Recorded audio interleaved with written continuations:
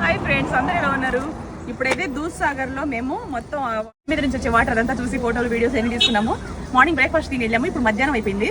ఈ మధ్యాహ్నం కరెక్ట్ ఇప్పుడు 1 o'clock అయింది. ఇప్పుడు మనం ఏం చేస్తాం తెలుసా? ఇక్కడ నుంచి అక్కడికి వెళ్ళి ఏదైనా షాపింగ్ చేసుకొని బీచ్ లో స్నానం చేద్దాం అనుకుంటున్నాం. చేసేసి ముందు ఇప్పుడు ఇక్కడ మేము దూద్సాగర్ కి బాయ్ చెప్పేసి ఇక్కడ వెళ్ళిపోయే దారిలో ఫోటో కనిపిస్తుంది. ఇక్కడ లంచ్ చేసేసి స్టార్ట్ అవుతాం. రండి. మేము ఇప్పుడు వచ్చినప్పుడు అక్కడ అంతగా బాగాలేదు, ఫుడ్ కూడా బాగాలేదు, కానీ ఇది కొంచెం నీట్గా అఫీషియల్గా బాగుంది.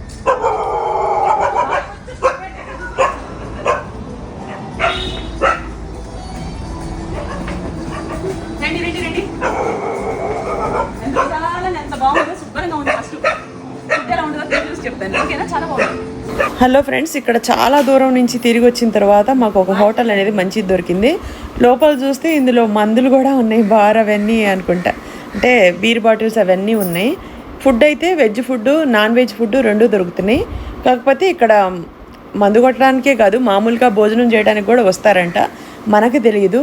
మేము తిరిగిన హోటల్స్లో కొంచెం బెటర్గా అనిపించింది. లోపలికి వెళ్ళి చూస్తే ఇక్కడ అన్ని బీర్ బాటిల్స్, మందు బాటిల్స్ ఉన్నాయి.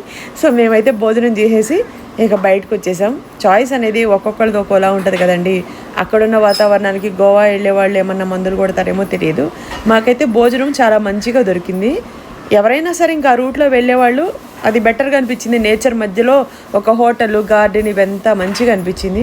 సో మేమైతే మంచిగా భోజనం చేసేసి గోవా వెళ్ళిపోయాం. నాన్ వెజ్ కర్రీ అనమాట, చనా కర్రీ. వాటర్ క్యా హై? वो लास्ट में पीने का सोल करिए कोकोनट जूस జ్యూస్ खाना होने के बाद सबसे లాస్ట్ అయిపోయిన తర్వాత తింటాను. ఫిష్ ఇది చపాతీ, తర్వాత చనా కర్రీ.